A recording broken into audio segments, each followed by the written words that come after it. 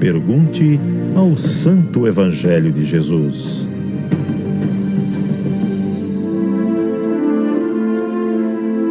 Olá, Deus está presente. Viva Jesus em nossos corações para sempre. Nossa consideração e respeito a todos. Esse é um momento de esclarecimento espiritual. Gente, durante a reunião do Centro Espiritual Universalista da Religião de Deus, do Cristo e do Espírito Santo, no último dia 16 de junho, aliás, em 2018, o irmão Flecha Dourada Espírito, pela mediunidade do sensitivo cristão do Novo Mandamento, Chico Perioto, afirmou o seguinte: enfrenta-se o mal com o Evangelho de Jesus. Essa é a grande receita.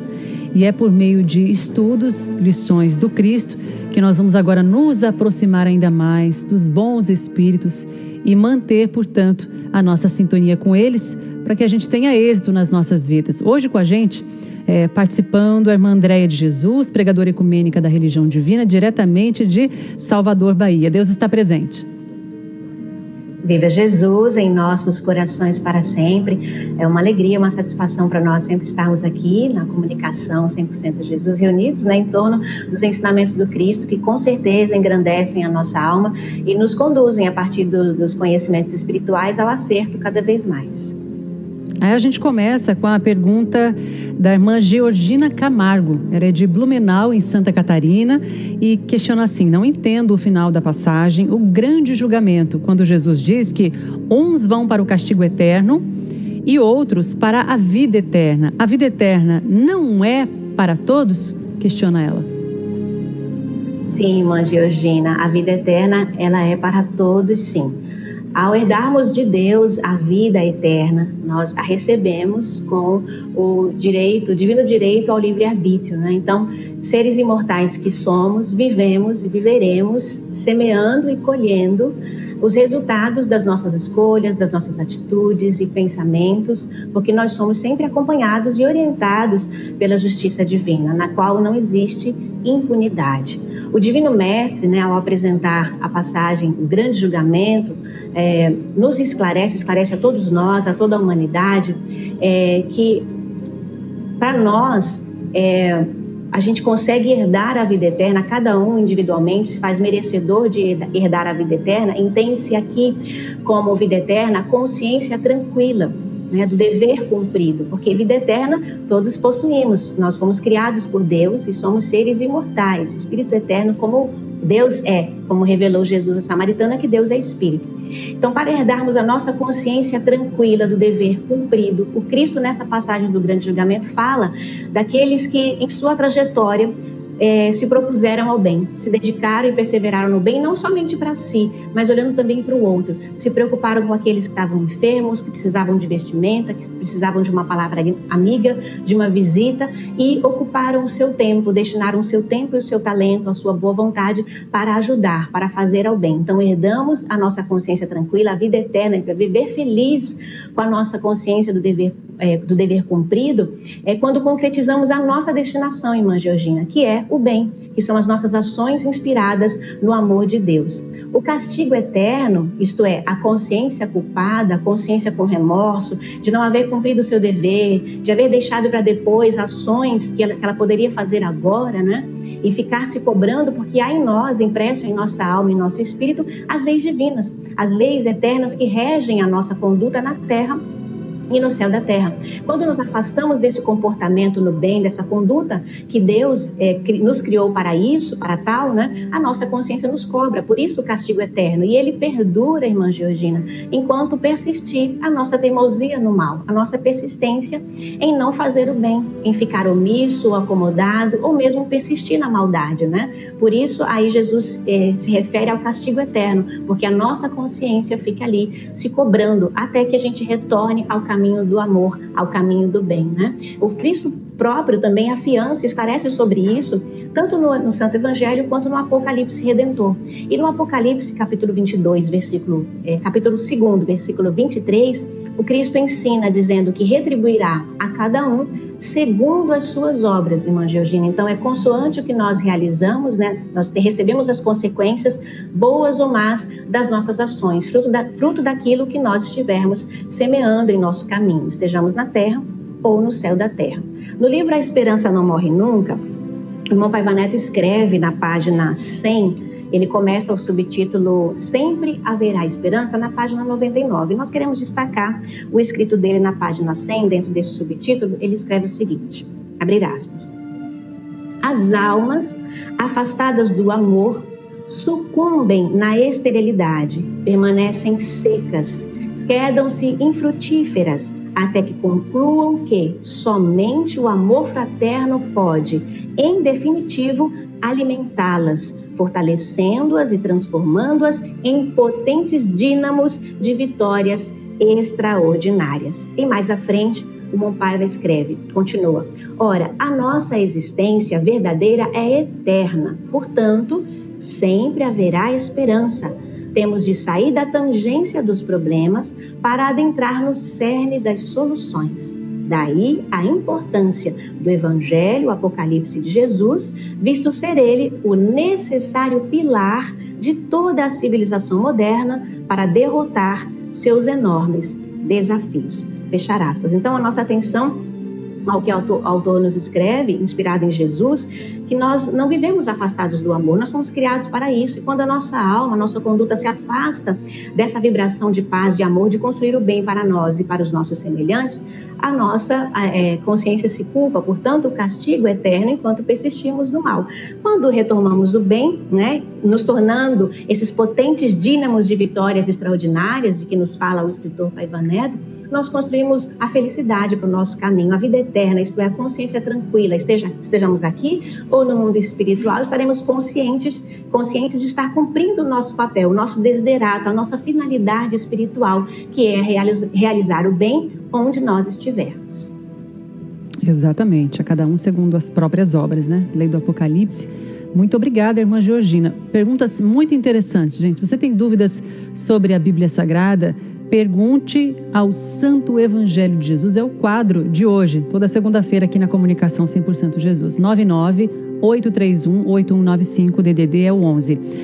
Bom, a pergunta da irmã Veridiana Ferraz, de Belém, no Pará, também é muito interessante. Ela questiona assim: como posso viver no mundo, mas não ser do mundo? E a referência bíblica do Evangelho de Jesus, segundo João, capítulo 15, versículo 19. Irmã Veridiana, obrigada por sua pergunta. Ela é muito instigante mesmo, não é? Porque nós estamos numa experiência terrena, nós estamos numa experiência material, mas não devemos esquecer nunca que somos, antes de tudo, espírito eterno, conforme nos ensina a religião divina, pautada nos ensinamentos de Jesus. Então, viver no mundo, esse versículo 15, é bom até a gente retomar, né, ler, trazer aqui para quem porventura não o conheça, o capítulo 15 do Santo Evangelho de Jesus, versículo 19, o Cristo diz assim: se vós fosseis do mundo, o mundo amaria o que era seu, mas porque não sois do mundo, antes eu vos escolhi do mundo, por isso é que o mundo vos odeia. E você faz uma pergunta instigante, né? Como viver no mundo e não ser do mundo? Vamos analisar e refletir sobre o que é ser do mundo. O que é que o mundo nos traz? O que é que o mundo material nos traz? Claro que diversas oportunidades de crescer, de progredir, e em meio a isso muitos desafios, muitas possibilidades de distrações, né, irmã Veridiana? Então, é preciso estar atento a isso. Isso tem a ver, essa reflexão, com o desenvolvimento de uma consciência espiritual. Saber que estamos no mundo, mas nós não somos do mundo. Isto é, a nossa origem não é terrena, a nossa origem ela é espiritual. Então, ser do mundo, no nosso entendimento, né, é viver unicamente para satisfazer as vontades e os desejos humanos. Não é ignorar a vida humana, né? Porque ela deve ser, inclusive, amada, respeitada, valorizada por ser uma oportunidade divina. Mas estar no mundo, ou passar por ele, né? Sem ser dominado pelo que é oferecido massivamente por ele. Então, os vícios, os desejos humanos, a riqueza material, fama, beleza, ilusão de poder, né? A violência, a maldade, a mentira, a indiferença, não ser dominados por aquilo que o mundo tem massivamente nos apresentado, né? Lembra das duas portas que Jesus nos fala no Santo Evangelho, né? A porta estreita e a porta larga, né? Então, não escolher os caminhos das facilidades, ou do que aparentemente seja fácil, né? Se vingar, né? Devolver na mesma moeda. Então, viver no mundo essa experiência divina, num corpo físico, numa experiência material, mas lembrando-se sempre, sou o Espírito Eterno e preciso buscar crescer e aprender com o conhecimento espiritual aquilo que vai edificar a minha alma e aquilo que vai ajudar a erguer os meus irmãos em humanidade, os semelhantes que estão à minha volta, que precisam também ser banhados e iluminados pelo Santo Evangelho de Jesus. E não se deixasse, então, corromper por essas oportunidades que muitas vezes nos distraem do nosso propósito no mundo, na Terra, de que é servir ao bem, de que é servir ao Cristo, de que é servir a sagrada criatura humana. E quando servimos ao mundo, à coletividade, ao nosso semelhante, estamos evoluindo, estamos crescendo, porque estamos produzindo e descobrindo valores e potenciais espirituais que precisávamos desenvolver nesta oportunidade. Então, olhar para o mundo como essa divina oportunidade, sem deixar se contaminar por aquilo que é terreno, por aquilo que está na horizontal, por aquilo que é passageiro, que vai passar e o que vai ficar para a eternidade. As nossas boas obras, aquilo que tivermos realizado de bom, de produtivo para o espírito, para a coletividade, para os nossos irmãos em humanidade. Aqui no livro Jesus, a dor e a origem de sua autoridade, poder do Cristo em nós, o irmão Paiva nos fala desse divino propósito do nosso espírito, não é? Na página 65, trazendo esse divino referencial que deve ser buscado por todos nós. O subtítulo é Jesus, o divino referencial. Ele escreve: o nosso referencial é Jesus. Ele é a grande opção que o mundo precisa conhecer. E assim ocorrerá, pois, ó jovens de corpo e de espírito, o anunciaremos em todos os cantos do planeta. E aí ele cita Jesus no Evangelho segundo Mateus, capítulo 24, versículo 14. E este Evangelho do Reino será pregado em todo o mundo, para testemunho a todas as nações. Só então virá o fim. Prossegue o irmão Paiva. Por que não se consegue extinguir nos corações a chama de sua boa nova? Porque o seu Evangelho e o seu Apocalipse apresentam leis morais e espirituais sem o que as criaturas não podem suplantar as dificuldades, pois a mensagem de Jesus é pragmática e sublime. Eu vou dar uma pausa para a gente poder comentar que a proposta que o irmão Paiva nos apresenta é de estudo, de aprofundar o nosso conhecimento das leis morais e espirituais que Jesus apresenta no Evangelho, no Apocalipse, né, do Cristo, para que a gente tenha discernimento, sabedoria para fazer as melhores escolhas dentre tantas opções que o mundo nos apresenta, fazer as escolhas e as decisões melhores para o nosso espírito, para a nossa evolução espiritual, sempre pautados, né, inspirados na mensagem do Cristo. E aí mais à frente o irmão Paiva vai nos convocar ao seguinte: eis o nosso papel, ó combatentes do Cristo, levar aos quatro cantos do mundo essa verdade solidária e fraterna que não quer afrontar ninguém.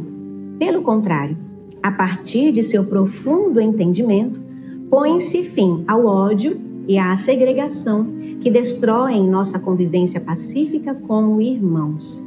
Por esse motivo, temos incansavelmente ensinado aos jovens e aos veteranos militantes da religião do terceiro milênio que é preciso querer fazer o bem, fazer, mas fazer certo. Fechar aspas. Então, a proposta é essa. Estamos no mundo, queremos fazer o bem, mas vamos buscar inspiração onde? Qual vai ser a nossa referência? Qual vai ser o nosso referencial? O irmão Paiva nos apresenta. Deve ser Jesus o divino referencial de nossas vidas, para que mesmo estando no mundo, uma experiência terrena, saibamos sempre pela prece, pelo estudo edificante, receber a inspiração de Jesus, dos nossos anjos da guarda, para não sermos dominados por aquilo que existe no mundo, que não vai enriquecer a nossa alma, e sermos inspirados às ações no bem, a produzir o que de melhor nós somos criados a fazer, né? Pelo progresso espiritual e material de todos. Muito obrigada. Respondida, portanto, a questão tanto da irmã Georgina quanto da irmã Veridiana Ferraz de Belém no Pará. Outras dúvidas também serão tratadas aqui na Comunicação 100% Jesus. Muito obrigada, irmã Andréia. Um abraço, um axé a todos em Salvador, no Nordeste inteiro, né, do Brasil. Viva Jesus. Deus está presente. Eu que agradeço sempre a oportunidade. Um axé, um abraço a todos. Viva Jesus em nossos corações para sempre. Muito bem, participação da irmã Andréia de Jesus, pregadora ecumênica da religião divina. A todos que desejam também tirar suas dúvidas sobre os textos sagrados, especialmente o Evangelho de Jesus Santo, pode escrever, tanto deixar ali no chat no canal youtube.com/Religião de Deus Vídeos, ou mandar para o nosso WhatsApp 998318195. Muito obrigada a todos, ficamos por aqui. Deus está presente. Viva Jesus em nossos corações para sempre. Pergunte ao Santo Evangelho de Jesus.